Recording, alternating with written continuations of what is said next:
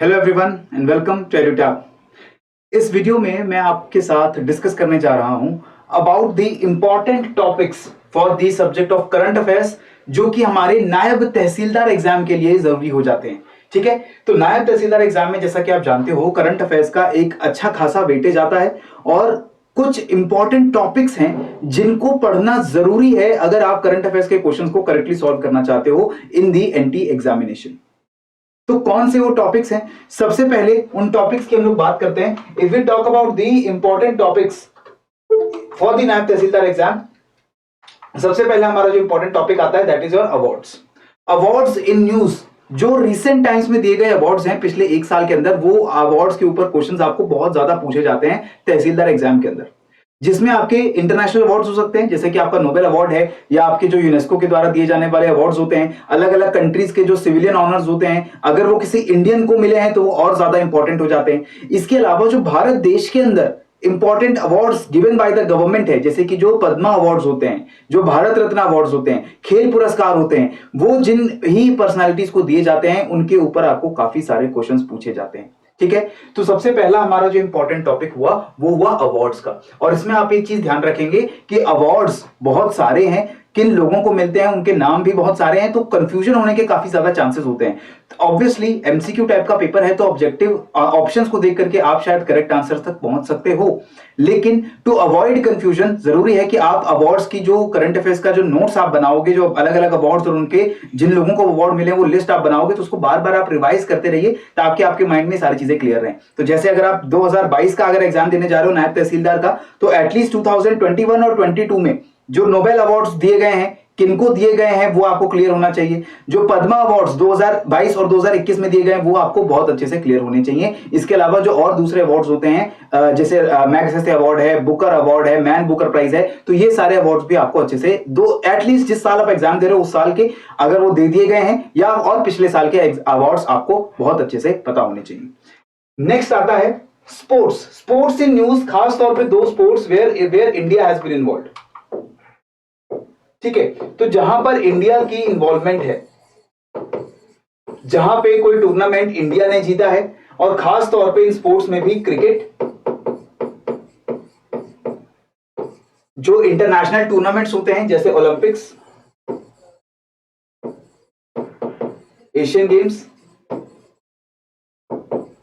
Commonwealth games, अगर ये Asian games, Commonwealth games और ओलंपिक्स आपके जिस साल एग्जाम है उस साल के आसपास ये अवार्ड अगर टूर्नामेंट्स हुए हैं, तो बहुत जरूरी हो जाता है कि इनसे जुड़ी हुई सारी इंफॉर्मेशन आपको हो। खास तौर पे इंडियंस की परफॉर्मेंस कैसी रही है टूर्नामेंट्स में, वो आपको पता होना चाहिए। क्रिकेट के सभी इंपॉर्टेंट टूर्नामेंट जो रहते हैं उसमें, क्योंकि क्रिकेट इंडिया का एक बहुत पॉपुलर स्पोर्ट है, तो उसके ऊपर क्वेश्चंस आने के चांसेस होते हैं। इसके अलावा बैडमिंटन, बॉक्सिंग, रेसलिंग, ऐसे कुछ स्पोर्ट्स जहां पर इंडियंस बहुत अच्छा परफॉर्म करते हैं, चाहे वो इंटरनेशनल टूर्नामेंट्स हो, ओलंपिक्स जैसे, या फिर वो वर्ल्ड चैंपियनशिप्स हो, दूसरे कप्स हो, वहां भी इंडियंस की परफॉर्मेंस इन स्पोर्ट्स के अंदर अच्छी रहती है। तो उन स्पोर्ट्स के भी पूरे अपडेट्स आपको पता होने चाहिए। क्लियर? जैसे अभी हाल ही में थॉमस कप, जो बैडमिंटन का एक इंपॉर्टेंट टूर्नामेंट है, वो कंक्लूड हुआ और इंडिया ने उसको जीता, तो आपको उन सभी प्लेयर्स जो टीम का हिस्सा थे और किस कंट्री को हरा करके हमने वो टूर्नामेंट जीता, ऐसी चीजें आपको पता होनी चाहिए। इसके अलावा क्रिकेट से जुड़ी कुछ इंपॉर्टेंट हस्तियां, कुछ इंपॉर्टेंट प्लेयर्स जिनकी रिसेंट में डेथ हो गई है, उनसे जुड़ा स्टैटिस्टिक्स आपको थोड़ा सा रिवाइज कर लेना चाहिए। ठीक है, या फिर ऐसे कुछ पर्सनैलिटीज जो किसी कारण से न्यूज में है, उन पर्सनैलिटीज के बारे में आपको जरूर इंफॉर्मेशन रखनी चाहिए। क्लियर? तो अवार्ड्स और स्पोर्ट्स के बाद दूसरा तीसरा टॉपिक जो हमारा आता है वो है रीसेंट अपॉइंटमेंट्स। अपॉइंटमेंट्स जो हाल ही के टाइम में इंडिया की इंपॉर्टेंट ऑर्गेनाइजेशंस में हुई हैं, चाहे वो इसरो की जो हमारे चेयरमैन हो, चाहे वो हमारी दूसरी जो ऑर्गेनाइजेशंस होती हैं, जो काउंसिल्स होते हैं, कमीशन होते हैं, उनमें अपॉइंटमेंट्स हो, या फिर बीसीसीआई जैसे जो प्राइवेट बॉडीज हैं, जो गवर्नमेंट बॉडीज नहीं भी हैं लेकिन बहुत इंपॉर्टेंट हैं, बहुत ज्यादा करंट अफेयर्स में रहते हैं, उसके बारे में आपको इंफॉर्मेशन होनी चाहिए। कॉन्स्टिट्यूशनल बॉडीज जैसे कि इलेक्शन कमीशन है, जैसे कि ह्यूमन राइट्स कमीशन है जो एक लीगल बॉडी है, या फिर women's national commission for women है, इन सभी अलग अलग कॉन्स्टिट्यूशनल, नॉन कॉन्स्टिट्यूशनल बॉडीज के जो हेड हैं उनके बारे में भी आपको रिसेंट जो है अपॉइंटीज पता होने चाहिए। क्लियर?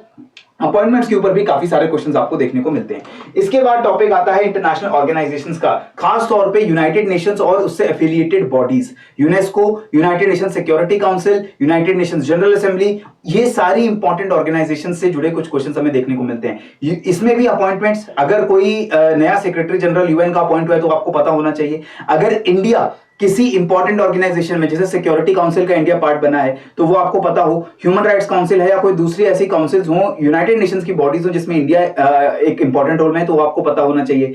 इसके अलावा वो सारी इंटरनेशनल ग्रुपिंग्स जिसमें इंडिया पार्टिसिपेट करता है, चाहे वो सार्क हो, चाहे वो क्वाड ग्रुपिंग हो, चाहे वो ब्रिक्स हो, इन सभी ग्रुपिंग्स के बारे में भी आपको इंफॉर्मेशन होनी चाहिए। इनसे इनकी जो रिसेंट डेवलपमेंट्स हो रही हैं, इसको भी आपको फॉलो करते रहना पड़ेगा। क्लियर?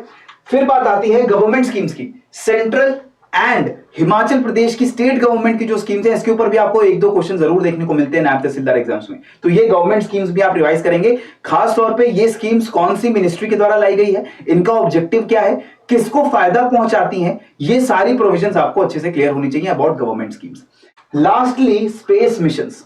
स्पेस मिशन इसरो के जो रिसेंटली छोड़े गए हैं या छोड़े जाने हैं फ्यूचर के अंदर, और नासा के इंपॉर्टेंट मिशन जो फ्यूचर में प्लान्ड हैं या ऑलरेडी हो चुके हैं 1 साल के अंदर, इनके ऊपर क्वेश्चंस आते हैं। अगर ये 6 टॉपिक्स आप प्रिपेयर कर लेंगे तो 80% ऑफ करंट अफेयर्स क्वेश्चंस आप बहुत इजीली अटेम्प्ट करके जा सकते हैं एग्जाम के अंदर, राइट? अब यहां पर देखिए, आप पूरा करंट अफेयर्स का जो एनालिसिस है 2018 और 2016 के पेपर में ऑफ एचपीएनटी, आप देखोगे अवार्ड्स एंड प्राइजेस से कितने सारे क्वेश्चंस हमें देखने को मिलते हैं।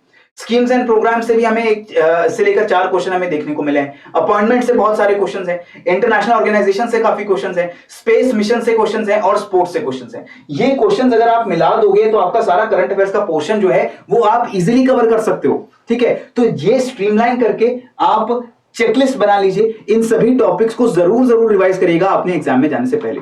यहां पर मैं स्निपेट्स भी आपके लिए लगाई हुई है। देखिए कि अवार्ड से जुड़े कितने क्वेश्चंस हमें पिछले एचपीएनटी एग्जाम में पूछे गए हैं। ज्ञानपीठ अवार्ड की बात है, भूपेन हजारिका नेशनल अवार्ड है, संस्कृत अवार्ड है, नोबेल प्राइज की बात हो रही है, तो ये सारी इंफॉर्मेशन आपको क्लियर होनी चाहिए।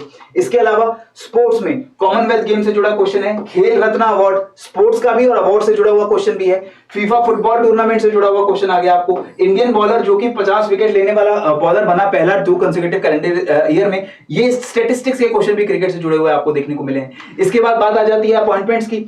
बीसीसीआई का हेड कौन बना है, इलेक्शन कमिश्नर चीफ कौन बना है, रिचर्ड वर्मा जो नए अपॉइंट किए गए थे गवर्नर वो कौन है, ये सारी इंफॉर्मेशन से जुड़े क्वेश्चन आएंगे। इजी टॉपिक्स हैं, इजीली आप इनको फाइंड आउट करके अपने करंट अफेयर्स में से फिल्टर आउट करके इनके नोट्स बना सकते हो। इंटरनेशनल ऑर्गेनाइजेशंस में international court of justice, SAARC की बात हो रही है, सेक्रेटरी जनरल यूएन की बात हो रही है, पैराडाइज पेपर्स की बात हो रही है जो अगेन इंटरनेशनल अफेयर से जुड़े हुए हैं, इसके ऊपर क्वेश्चंस आते हैं आपको। Finally government schemes, Bharatmala, government schemes, ferry service, जल ज्योति योजना, लॉन्गेस्ट रोड टनल जो बनाई गई गवर्नमेंट के द्वारा, इसके ऊपर क्वेश्चंस आए हैं। फिर बात आ जाती है हमारे स्पेस मिशंस की, जिसमें कैसिनी स्पेस मिशन और साउथ एशियन सैटेलाइट जो इसरो ने छोड़ा था, इसकी बात आ गई।